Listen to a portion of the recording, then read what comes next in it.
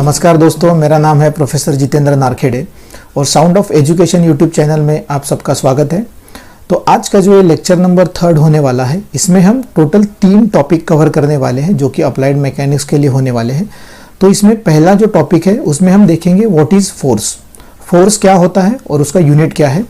और सेकंड जो टॉपिक है उसमें हम देखेंगे 1 न्यूटन फोर्स। तो इसका एक छोटा सा डेरिवेशन है, वो डेरिवेशन हम देखेंगे क्योंकि ये हमेशा आपको क्वेश्चन एग्जाम के लिए पूछा जाता है। और the topic number 3 in today's lecture that is characteristic of force and effect of force, मतलब फोर्स के कौन से कैरेक्टरिस्टिक है और अगर कोई बॉडी पे अगर फोर्स एक्ट होता है तो वो बॉडी के अंदर कौन से इफेक्ट होते हैं, ये हमें आज देखना है। ठीक है, तो स्टार्ट करने से पहले मैं आपको बता दूं, जो हमारे पिछले दोनों लेक्चर जो हुए हैं वो अगर आपने मिस कर दिए हैं तो लिंक ऊपर आपको आई बटन में मिल जाएगा और सेम लिंक मैंने डिस्क्रिप्शन में भी दिया है, तो आप वहाँ पे जाके जो दोनों लेक्चर्स है वो आप अटेंड कर सकते हो। तो चलिए आज का पहला टॉपिक शुरू करते हैं। तो पहले टॉपिक में है आज हम पहले फोर्स को समझेंगे और उसका यूनिट हम देखेंगे। So what is mean by force? Force is defined as the external agency which changes the position or state of body when body is at rest or is in a motion. मतलब जैसे अगर आपको कोई body अगर move करना हो तो जो आप एक्सटर्नल एजेंसी, मतलब आप उसे कह सकते हो पुल एक्शन या फिर push action. So force is nothing but the application of pull or push action on any object. मतलब आप एक तो उस बॉडी को खींचोगे या फिर आप उस बॉडी को ढकेलोगे। तो जैसे फॉर एग्जांपल आपके सामने ये जो फोटो है, इसमें ये जो ब्लॉक है, स्क्वायर ब्लॉक है, तो इसको ये जो एक्शन है इसे कहते हैं पुश फोर्स और ये जो एक्शन है इसे कहते हैं पुल फोर्स। पुल मतलब खींचना, पुश मतलब ढकेलना। तो नॉर्मली जब हम बॉडी पे फोर्स अप्लाई करते हैं तो इसका मतलब ये हुआ कि हम बॉडी पे या तो पुश एक्शन करते हैं या तो पुल एक्शन करते हैं। ठीक है, so force is all about the application of pull or push on the object, right. और फोर्स का जो यूनिट है वो हम लिखते हैं न्यूटन में। ठीक है, और फोर्स हम डिनोट करते हैं कैपिटल F से। So the unit of force is a Newton and force is denoted by the capital F। तो इस तरह से हमें फोर्स को समझना है। तो अभी ये हो गया फोर्स के बारे में। What is mean by force, force क्या होता है ये हमने समझ लिया। तो और आपको अगर एग्जांपल फोर्स के मैं दूं तो फोर्स मतलब आप जो भी चीज उठाते हो उसमें भी आप किसी ऑब्जेक्ट पे फोर्स अप्लाई करते हो। मान लीजिए आपने कहीं से पेन उठा लिया तो वो एक आपने पेन के ऊपर फोर्स अप्लाई कर दिया। तो जैसे आप अगर डोर के बारे में अगर देखो तो डोर आप एक तो पुश करते हो या फिर पुल करते हो। तो इसका मतलब क्या हुआ? इसका मतलब आप डोर के ऊपर फोर्स एक्ट करते हो, फोर्स अप्लाई करते हो। तो ऐसे आप बहुत सारे एग्जाम्पल दे सकते हो जिसमें आपको फोर्स दिखेगा या फिर आप normally day to day life में फोर्स अप्लाई करते हो। ठीक है, तो इसलिए ये हो गया फोर्स के बारे में। अभी हम देखते हैं व्हाट इज 1 न्यूटन फोर्स। तो चलिए हम 1 न्यूटन फोर्स को समझते हैं। 1 न्यूटन फोर्स एग्जैक्टली होता क्या है? So the 1 newton force is a force which produce an acceleration of 1 metre per second square in a body of mass 1 kg as 1 newton force or called as a 1 newton force. तो इसको समझने के लिए पहले तो मैं एक diagram draw करता हूँ, क्योंकि आपको जब भी इसके ऊपर क्वेश्चन एग्जाम में पूछा जाएगा तो आपको डायग्राम ड्रॉ करके ही उसको आपको समझाना है, क्योंकि आपको इसका एक छोटा डेरिवेशन भी लिखना होता है। तो आपको इस तरह से एक डायग्राम ड्रॉ करनी है और इस तरह से। तो ये जो है ये एक सरफेस है और ये एक बॉडी है जो ये सरफेस के ऊपर रखी है और इसका जो मास है वो m is equal to 1 kg है। ठीक है, तो ये जो बॉडी है जो जिसका मास 1 kg है, इसके ऊपर हम फोर्स F अप्लाई करने वाले हैं। तो ये जो फोर्स F है ये अप्लाई करने के बाद ये बॉडी में एक्सेलरेशन प्रोड्यूस होता है जो कि होता है 1 मीटर पर सेकेंड स्क्वायर। तो इस फोर्स को हम कहेंगे, जिस फोर्स से एक्सेलरेशन प्रोड्यूस होगा 1 मीटर पर सेकेंड स्क्वायर, तो इस फोर्स को हम कहेंगे 1 न्यूटन फोर्स। ठीक है, तो इस तरह से आपको ये समझना है। मतलब ऐसी बॉडी जिसका मास जो है वो 1 kg है, अगर हम उसके ऊपर फोर्स अप्लाई करते हैं तो उसके अंदर एक्सेलरेशन प्रोड्यूस होता है 1 मीटर पर सेकेंड स्क्वायर। तो ऐसे फोर्स को, ऐसे एप्लीकेशन ऑफ फोर्स को हम कहते हैं 1 न्यूटन फोर्स। तो इसको समझने के लिए देखिए, मान लीजिए the mass of body is m is equal to 1 kg और F हमें अप्लाई करना है इसके ऊपर, ठीक है।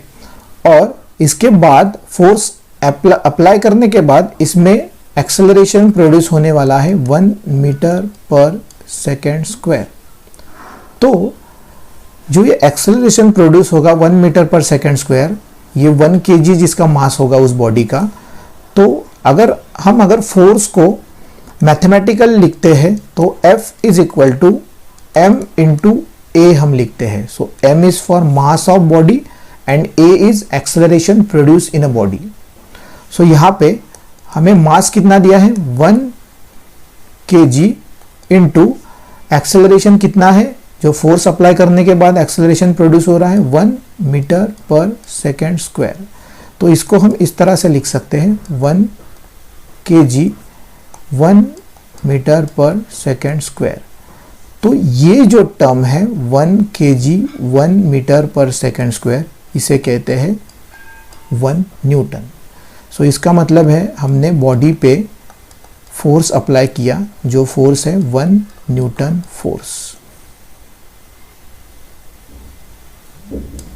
इस तरह से आपको 1 न्यूटन फोर्स को समझना है।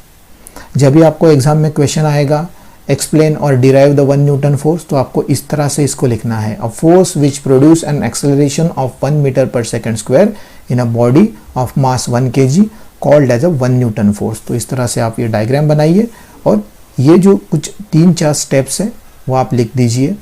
इस तरह से आपको इसका आंसर लिखना होता है। ये आपको आता है 4 मार्क्स के लिए।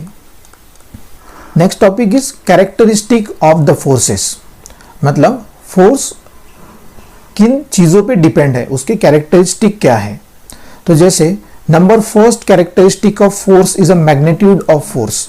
Now in case of magnitude, magnitude means the value of force और द क्वांटिटी ऑफ फोर्स, मतलब जो फोर्स आप अप्लाई करने वाले हो उसकी वैल्यू क्या है, वो 10 किलो न्यूटन का फोर्स है, 20 किलो न्यूटन का है या 50 किलो न्यूटन का है। तो जो क्वांटिटी ऑफ फोर्स होता है और द वैल्यू ऑफ फोर्स होता है उसे हम कहते हैं मैग्नीट्यूड ऑफ फोर्स। और उसके बाद जो कैरेक्टरिस्टिक है वो आता है डायरेक्शन ऑफ फोर्स, मतलब जो फोर्स हम अप्लाई कर रहे हैं वो कौन सी डायरेक्शन में है, वो अपवर्ड डायरेक्शन में है, डाउनवर्ड डायरेक्शन में है, लेफ्ट साइड से एक्ट कर रहा है या फिर राइट साइड से एक्ट कर रहा है। मतलब मान लीजिए ये अगर एक बॉडी है तो इसके ऊपर फोर्स एक्ट हो रहा है, तो ये हो गया डायरेक्शन ऑफ फोर्स। ये कहाँ से एक्ट हो रहा है, अपवर्ड साइड से, ऊपर से एक्ट हो रहा है। अगर इस तरह से अगर फोर्स आ रहा है, ये मान लीजिए F है और ये फोर्स R है, तो ये R जो है इसका डायरेक्शन है अपवर्ड साइड और ये जो F है इसका डायरेक्शन है डाउनवर्ड साइड। तो this is the direction of force. Now the direction of force along with the force act, तो यही मैंने आपको बताया कि जो फोर्स एक्ट होता है उसकी जो डायरेक्शन होती है वो one more characteristic of force.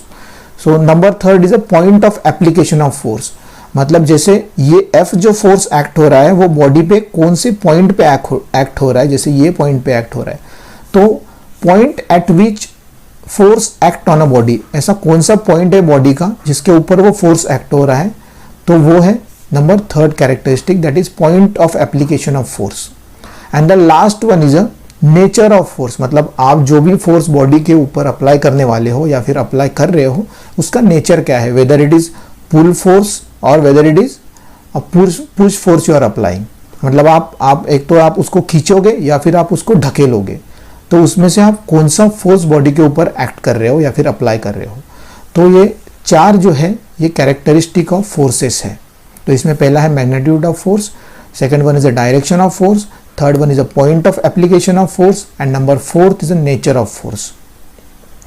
तो इसके ऊपर आपको क्वेश्चन हमेशा पूछा जाता है, define force and write down the characteristic and effect of the force, इस तरह से आपको क्वेश्चन पूछा जाता है। तो this is about the characteristic of the forces. Now the next one is a so the next point is the effect of force. अभी अगर हम मान लीजिए किसी बॉडी के ऊपर फोर्स अप्लाई करते हैं, अभी आपने फोर्स को समझ लिया, force is nothing but the push और पुल एक्शन। मतलब आप अगर किसी बॉडी पे फोर्स एक्ट करोगे तो वो बॉडी में कौन से इफेक्ट आने वाले हैं या फिर कौन से इफेक्ट आते हैं वो आपको देखना है।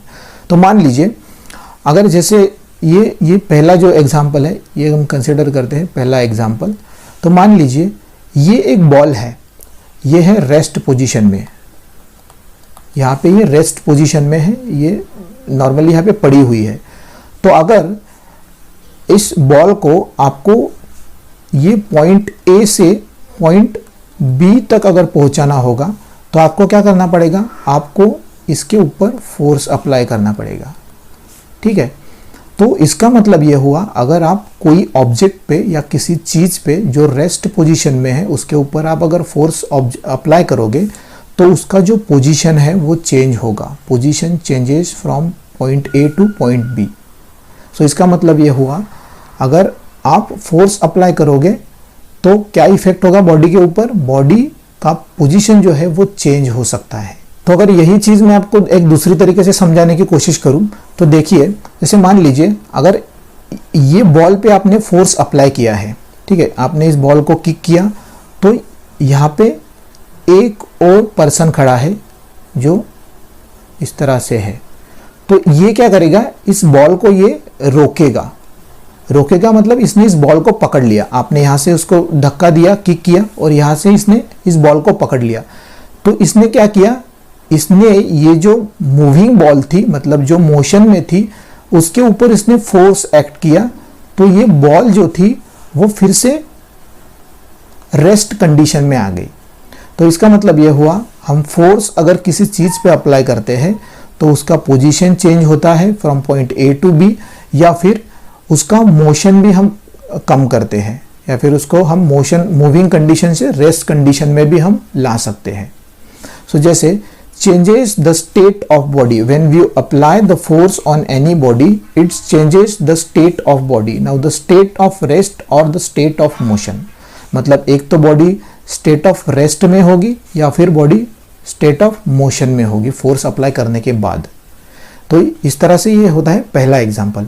और कौन सा इफेक्ट होता है, मान लीजिए ये गेंद है, इसके हाथ में ये गेंद है और ये जो गेंद है इसने वो फेंक दी।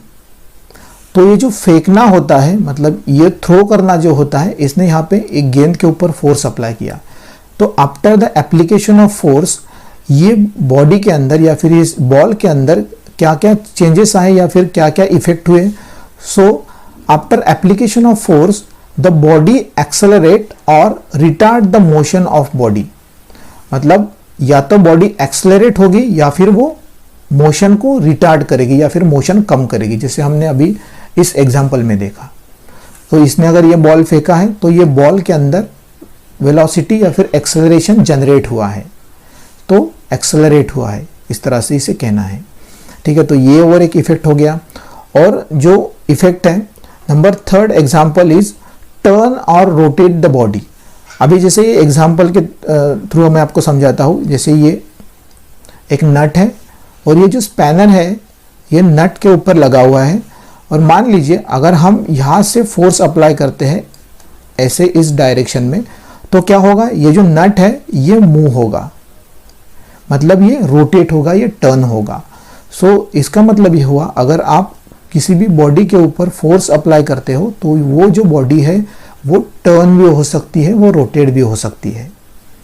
तो ये जो सारे एग्जाम्पल्स है, ये जो बेसिक्स एग्जाम्पल जो है वो डे टू डे लाइफ में हम जो ऑब्जर्व करते हैं या फिर हम फेस करते हैं वो एग्जाम्पल मैंने यहाँ पे मेंशन किए हैं। बाकी बहुत सारे एग्जाम्पल आप दे सकते हो जो फोर्स किसी बॉडी के ऊपर पड़ने की वजह से होते हैं। तो yes, this is about the today's lecture, that is force and its units and what are the effect and characteristic of force and what is 1 Newton force। तो हमने आज के लेक्चर में ये 3 टॉपिक देखे हैं।